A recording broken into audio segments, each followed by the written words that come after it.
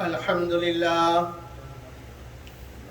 لله نحمده ونستعينه ونستغفره ونؤمن به ونتوكل عليه ونعوذ بالله من شرور أنفسنا ومن سيئات أعمالنا من يهده الله فلا مضل له ومن يضلل فلا هادي له وأشهد أن لا إله إلا الله وحده لا شريك له وأشهد أن محمدا عبده ورسوله أرسله الله تعالى إلى كافة للناس بشيرا ونذيرا وداعيا إلى الله بإذنه وسراجا منيرا صلى الله تعالى عليه وعلى آله وأصحابه وبارك وسلم تسليما كثيرا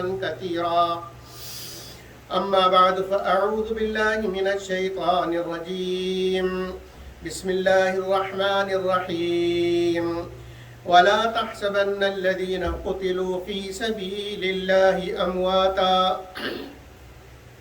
صدق اللہ العظیم۔ میرے عزیزوں، بھائیوں، دوستوں، بزرگوں، جن شہداء نے اپنا خون دے کر اسلام کی بنیادوں کو پکا کیا، اسلام کو سدا بہار بنایا، ان کا تذکرہ چل رہا ہے۔ اگر شہداء کا تذکرہ کیا جائے اور سید الشہداء کا تذکرہ نہ کیا جائے تو شہداء کا تذکرہ ادھورا ہے، کیونکہ سردار کا ذکر ضروری ہے، اور سید الشہداء جو شہیدوں کے سردار ہیں، خود نبی اکرم صلی اللہ علیہ وسلم کے زبان مقدس سے جن کو یہ اعزاز ملا کہ یہ شہیدوں کے سردار ہیں، وہ حضرت حمزہ رضی اللہ عنہ ہیں۔ تو آج میں چاہتا ہوں کہ حضرت حمزہ رضی اللہ عنہ کی شہادت کا تذکرہ ہو اور اس سے ہمارا ایمان تازہ ہو، ہمیں یہ معلوم ہو کہ دین اسلام کے باغ کی آبیاری کے لیے کیسے کیسے خون لوگوں نے دیا، اور صحابہ رضوان اللہ علیہم اجمعین نے کیسی قربانیاں دیں، کیسی جان کی بازی لگائی، اور اس میں کیا کیا قربانیاں دیں، یہ ہمیں معلوم ہو تاکہ ہمارا ایمان تازہ ہو۔ میرے عزیزوں، بھائیوں، دوستوں، حضرت حمزہ رضی اللہ عنہ حضرت صلی اللہ علیہ وسلم کے چچا ہیں، اور حضرت صلی اللہ علیہ وسلم سے بہت زیادہ پیار تھا۔ حضرت صلی اللہ علیہ وسلم کو بھی ان سے بہت زیادہ پیار تھا۔ شیر دل بہادر چچا تھے۔ جنگ بدر جب ہوئی، اسلام کی پہلی جنگ، حضرت حمزہ رضی اللہ عنہ اس جنگ کے اندر شریک ہوئے اور بہادری کے کارنامے انجام دیے، کافروں کے چھکے چھڑائے اور کافروں کو ایسا ڈرایا کہ کافر ان کے نام سے کانپنے لگے کہ یہ اتنا بہادر ہے کہ اس پر کسی کا بس نہیں چلتا۔ جنگ بدر کے اندر حضرت حمزہ رضی اللہ عنہ نے عتبہ کو قتل کیا اور جبیر ابن مطعم کے چچا طعیمہ کو قتل کیا۔ یہ دونوں بڑے سردار تھے، ان کو قتل کیا اور جہنم واصل کیا۔ جنگ بدر کے بعد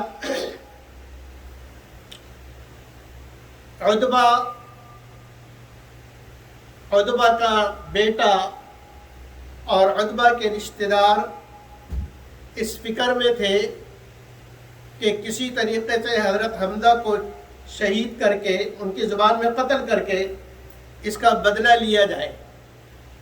جبیر ابن مطعم کا چچا طعیمہ، جس کو حضرت حمزہ رضی اللہ عنہ نے قتل کیا تھا، اس کو اپنے چچا کے قتل کا بہت زیادہ افسوس تھا۔ وہ اسی فکر میں رہتا تھا کہ کس طریقے سے انتقام لیا جائے۔ چنانچہ اس کا غلام تھا وحشی اس کا غلام تھا۔ اس نے وحشی کو تیار کیا کہ اگر تم حمزہ کو شہید کر دو، قتل کر دو، تو انعام کے طور پر میں تمہیں آزاد کر دوں گا اور تم آزاد زندگی گزارو گے۔ ادھر عتبہ، ہندا کا شوہر عتبہ، ہندا کو اس بات کا دکھ تھا کہ میرے شوہر کو قتل کیا گیا۔ اس نے بھی اس کو خوب اکسایا وحشی کو کہ اگر تم قتل کر دو حمزہ کو تو میں بہت زیادہ تمہیں انعام دوں گی اور غلامی سے بھی تمہاری جان چھوٹ جائے گی، تم آزاد ہو جاؤ گے اور مالدار ہو جاؤ گے اور پھر ساری زندگی عیش و آرام سے زندگی گزارنا۔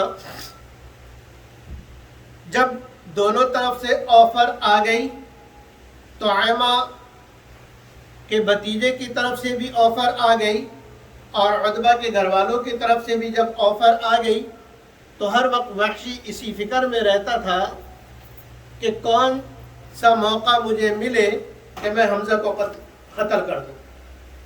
اسی فکر میں رہتا تھا کہ کس طرح قتل، ساری پروگرام اور ساری پلاننگ اس کی دن رات اسی سوچ اور اسی فکر میں دن رات گزرتے تھے۔ چنانچہ جب جنگ احد ہوئی تو یہ وحشی اسی ارادے سے، اسی نیت سے، اسی پلاننگ کے تحت اس جنگ میں شریک ہوا کہ کہیں مجھے موقع مل جائے تو میں حمزہ کو شہید کر دوں۔ جنگ احد شروع ہوئی اور آپ کو معلوم ہے کہ جب جنگ شروع ہوتی تھی تو ایک ایک آدمی نکلتا تھا دونوں طرف سے اور ایک ایک کا مقابلہ ہوتا تھا۔ یہ وحشی خود بیان کرتا ہے کہ میں تاک میں ایک پتھر کے پیچھے چھپ کے بیٹھ گیا کہ کسی وقت جب حمزہ یہاں سے گزریں گے، وحشیوں کا ایک خاص انداز، ایک خاص داؤ ہے جس سے بچنا بہت مشکل ہوتا ہے۔ چھوٹا سا برچھا ہوتا ہے اور وہ ایسا مارتے ہیں کہ سیدھے ناف پہ لگتا ہے۔ ان کی خاص ٹرک ہے، خاص انداز ہے، اس میں وحشی ماہر تھا۔ چنانچہ وحشی کہتا ہے کہ میں پتھر کے پیچھے چھپ کے بیٹھ گیا اس تاک میں، اس انتظار میں کہ حضرت حمزہ وہاں سے گزرے یا مجھے موقع مل جائے تو میں کسی طرح ان کو شہید کر دوں۔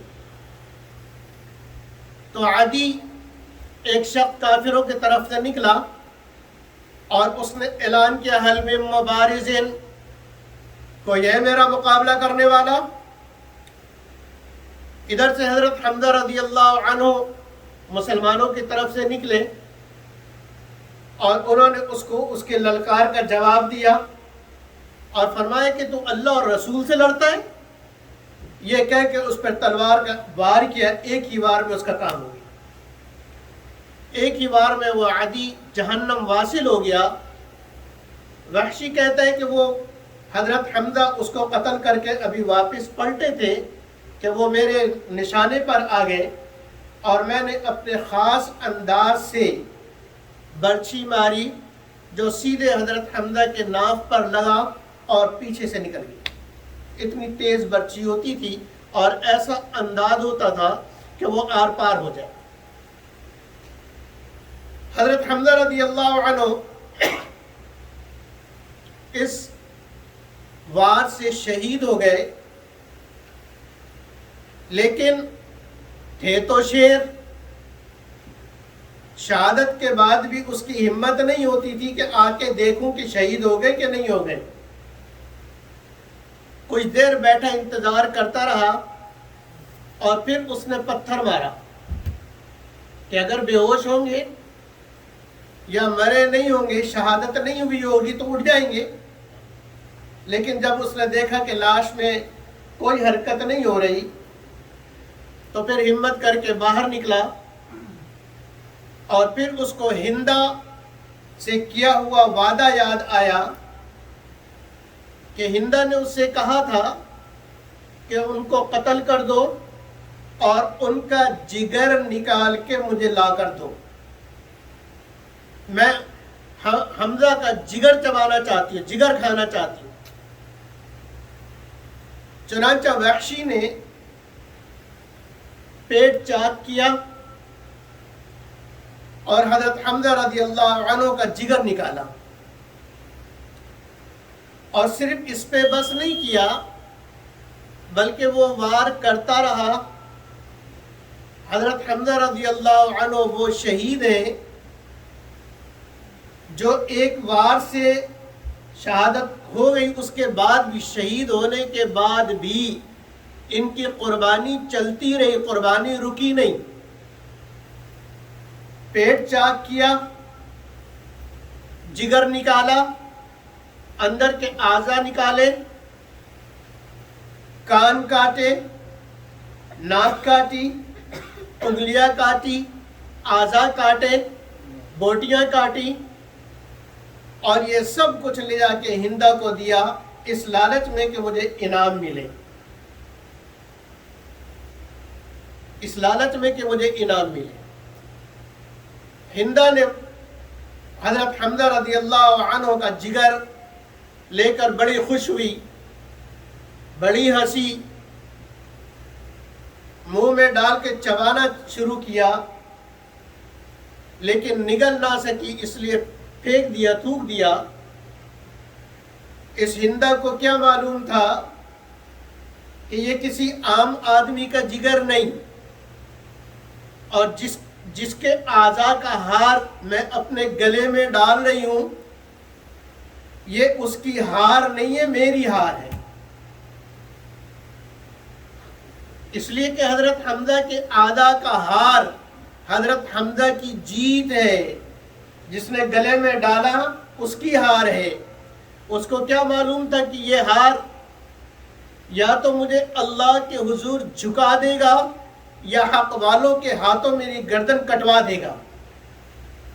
جس انگلیوں سے، جن انگلیوں سے میں ہار اپنے گلے میں ڈال رہی ہوں، یہ انگلی شہادت کے لیے اٹھے گی اور شہادت کی گواہی اس انگلی سے لی جائے گی، یا یہ انگلی حق کے راستے میں حق والے کاٹ دیں گے۔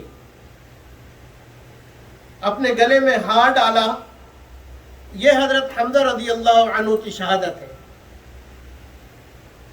جنگ ختم ہوئی، غزوہ احد جب ختم ہوا، حضرت صلی اللہ علیہ وسلم نے ساتھیوں کو بھیجا کہ تلاش کرو، میرے چچا نظر نہیں آ رہے، لاشوں میں ڈھونڈو۔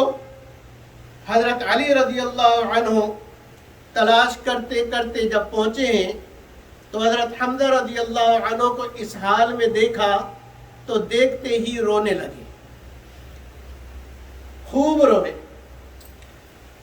اور پھر حضرت صلی اللہ علیہ وسلم کے پاس گئے اور حضرت صلی اللہ علیہ وسلم کو لے کر حضرت حمزہ رضی اللہ عنہ کی لاش پر تشریف لائے۔ اللہ اکبر۔ حضرت صلی اللہ علیہ وسلم نے اپنے پیارے چچا کا جو یہ حال دیکھا، آپ کا دل بھر آیا۔ بخاری شریف کی روایت، حضرت جابر رضی اللہ عنہ فرماتے ہیں، حضرت جبیر رضی اللہ عنہ فرماتے ہیں کہ حضرت صلی اللہ علیہ وسلم اتنا روئے کہ آپ کی ہچکیاں بن گئیں، اور یہ فرمایا کہ اللہ آپ پر رحم فرمائے۔ جہاں تک میں جانتا ہوں آپ بہت ہی مخیر، خیرات کرنے والے، سخی، اور آپ بہت زیادہ صلہ رحمی کرنے والے تھے، اور دکھ کا یہ عالم تھا رحمت للعالمین، جو سارے عالم کے لیے رحمت، جس کو اللہ نے بنا کر بھیجا، لیکن دکھ اس قدر، دلی تکلیف اس قدر آپ صلی اللہ علیہ وسلم کو پہنچی کہ یوں فرمایا کہ اللہ کی قسم اگر اگلے سال موقع ملا اور جنگ ہوئی تو میں 70 کافروں کا یہی حال کروں گا۔ جو انہوں نے میرے حمزہ کے ساتھ، میرے چچا کے ساتھ کیا ہے، میں 70 کافروں کا یہی حال کروں گا۔ اللہ اکبر۔ فوراً آیت نازل ہوئی، فَإِنْ عَاقَبْتُمْ فَعُوقِبُوا بِمِثْلِ مَا عُوقِبْتُمْ بِهِ وَلَئِنْ صَبَرْتُمْ لَهُوَ خَيْرٌ لِلصَّابِرِينَ وَمَا صَبْرُكَ إِلَّا بِاللَّهِ۔ نبی آپ یہ کیا کہہ رہے ہیں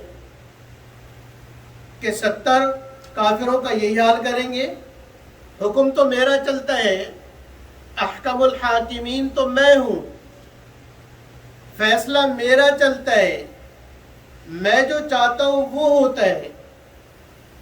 اور میں یہ کہہ رہا ہوں وَإِنْ عَاقَبْتُمْ، اگر تمہیں تکلیف پہنچے تو جتنی تکلیف تمہیں پہنچی ہے اتنی تکلیف تم دوسرے کو پہنچا سکتے ہو، ایک کا 70 نہیں۔ یہ اسلام ہے، یہ عدل ہے کہ ایک کے بدلے میں 70 کو نہیں مار سکتے۔ بِمِثْلِ مَا عُوقِبْتُمْ بِهِ، اور پھر آگے فرمایا وَلَئِن صَبَرْتُمْ، لیکن اگر تم بدلہ نہ لو، وَلَئِن صَبَرْتُمْ لَهُوَ خَيْرٌ لِلصَّابِرِينَ، اگر تم صبر کر لو، سہ جاؤ اللہ کے لیے کہ یہ قربانی اللہ کے لیے ہوئی ہے اور اجر اللہ دیں گے، اور اللہ سے بڑا اجر کوئی نہیں دے سکتا۔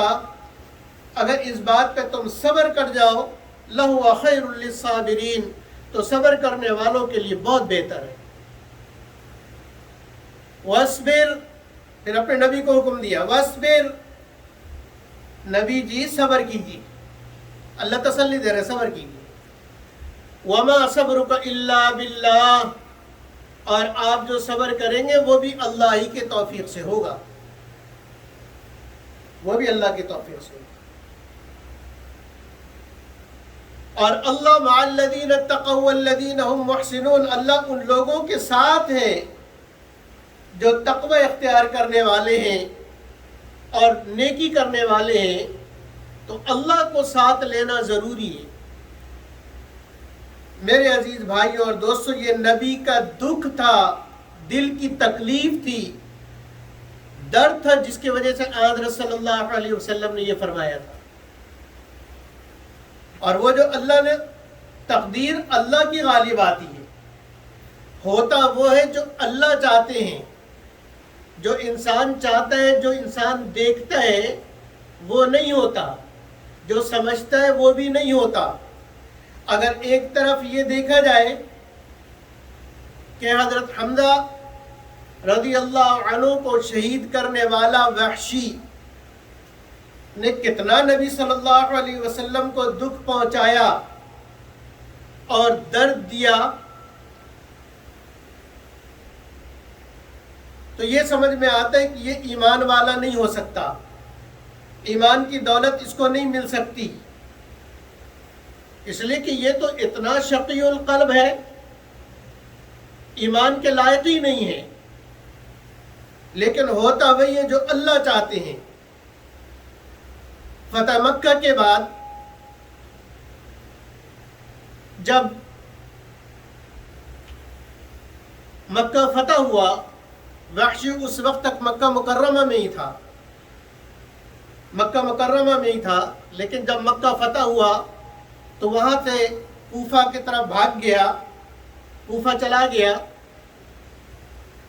اور وہاں بس اس کو یہی فکر رہتی کہ میرا کیا بنے گا، اگر مسلمانوں کے ہاتھوں میں پکڑا گیا تو میرے ساتھ کیا ہوگا، میرا انجام کیا ہوگا۔ دن رات اسی فکر میں کسی نے اس سے کہا کہ تمہیں پناہ کہیں نہیں مل سکتی دامن مصطفیٰ کے بغیر، تمہیں پناہ صرف دامن مصطفیٰ میں مل سکتی ہے، اس دامن مصطفیٰ کے علاوہ تمہیں کئی پناہ نہیں مل سکتی۔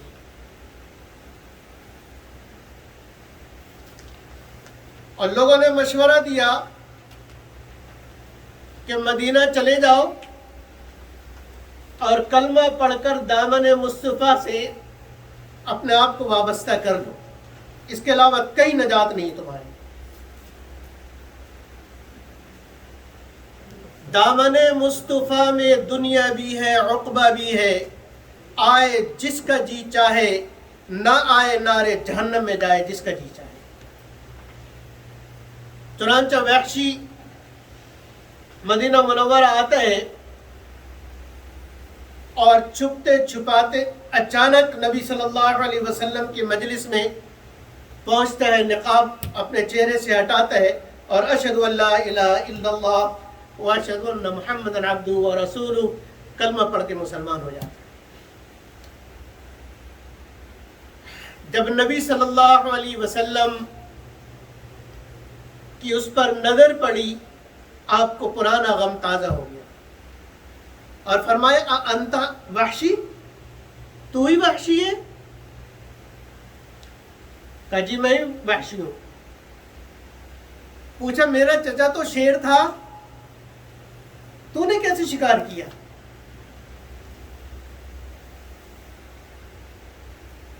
وحشی نے وہ سارا واقعہ سنایا کہ کس ترکیب سے اور کس انداز میں نے شہید کیا اور شہید کرنے کے پیچھے کیا لالچ تھی.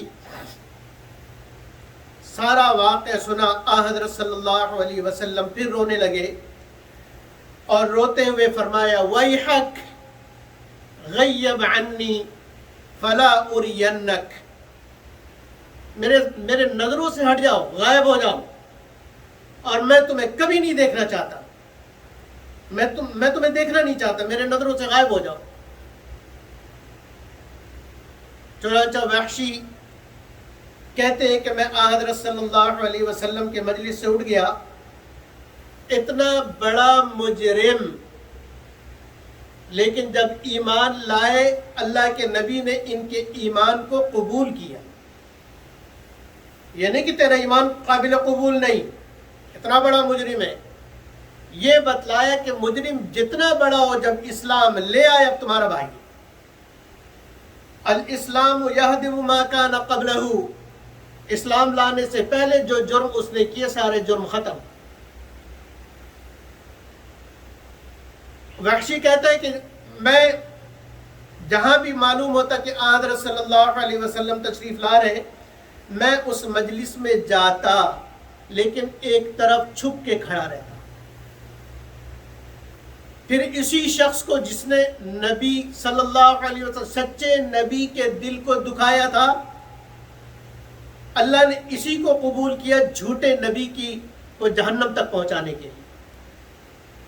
جب مسیلمہ کذاب نے نبوت کا دعویٰ کیا، یہ پہلا جھوٹا نبوت کا دعویٰ کرنے والا تھا مسیلمہ کذاب.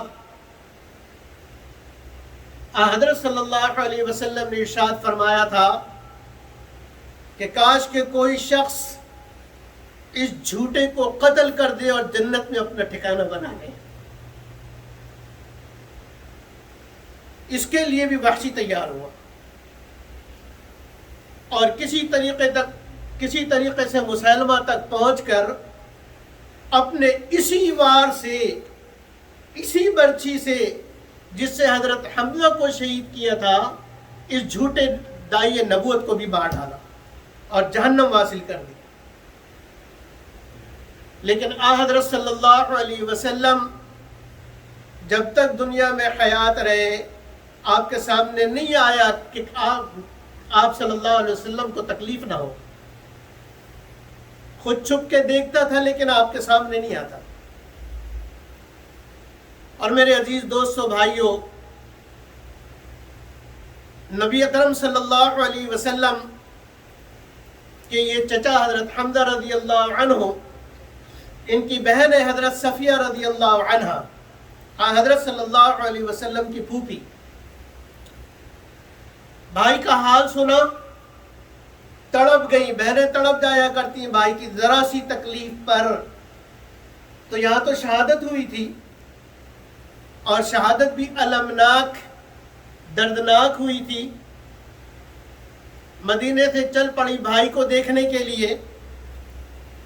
نبی اکرم صلی اللہ علیہ وسلم نے دیکھا کہ ایک عورت تیزی سے چلتی ہوئی آ رہی ہے کچھ قریب ہوئی تو معلوم ہوا کہ یہ پھوپھی ہیں. ان کے بیٹے زبیر ابن عوام رضی اللہ عنہ کو آواز دی نبی صلی اللہ علیہ وسلم نے. زبیر حضرت زبیر رضی اللہ عنہ نے کہا لبیک یا رسول اللہ. جی حضور فرمائیے. کہا تمہاری ماں آ رہی، اس کو روکو، اس سے کہو بھائی کی لاش پہ نہ جائے، کیونکہ عورتوں کا دل کمزور ہوتا ہے اس خیال سے کہ کہیں ماں واویلا نہ کرے، رونا پیٹنا نہ شروع کر دیں. اس لیے نبی صلی اللہ علیہ وسلم نے منع فرمایا. حضرت زبیر رضی اللہ عنہ فرماتے ہیں کہ میں بھاگا ہوا گیا اور میں نے ان کو روکنا چاہا کہ آپ نہیں جائیں. وہ فرماتے ہیں کہ انہوں نے میری ماں نے مجھے زور سے دھکا دیا. وہ قوی تھی، میں گر گیا، وہ لاش کی طرف جانے لگی. میں نے صرف ایک آواز دی کہ اللہ کے نبی نے منع کی ہے، بس. یہ جیسی سنا حضرت صفیہ رضی اللہ عنہ نے کہ اللہ کے نبی نے منع کیا ہے، قدم وہی جام ہو گئے، وہی رک گئے، فل بریک. ایک ملی سینٹی میٹر پہ آگے قدم نہیں بڑھا. پھر فرمایا کہ مجھے معلوم ہے کہ میرے بھائی کے ساتھ کیا ہوا. میں نہ روؤں گی، نہ سینہ کو بھی کروں گی، نہ اپنے چہرے پر ماروں گی. یہ اللہ کے راستے میں میری بھائی کی شہادت ہے، اللہ کے راستے کی قربانی ہے. اللہ کے راستے کی یہ قربانی ہے، اس لیے کوئی بڑی بات نہیں. صبر و استقلال کا پہاڑ. چنانچہ نبی صلی اللہ علیہ وسلم سے جا کر جب حضرت زبیر بن عوام رضی اللہ عنہ نے یہ الفاظ سنائے تو آپ صلی اللہ علیہ وسلم نے اجازت دی. حضرت صفیہ رضی اللہ عنہ بھائی کی لاش پر تشریف لائیں. دیکھ کر انا للہ و انا الیہ راجعون کہا اور فرمایا دعاہ الہ الحق دعوتا الی الجنہ یحییٰ بہا وسرور.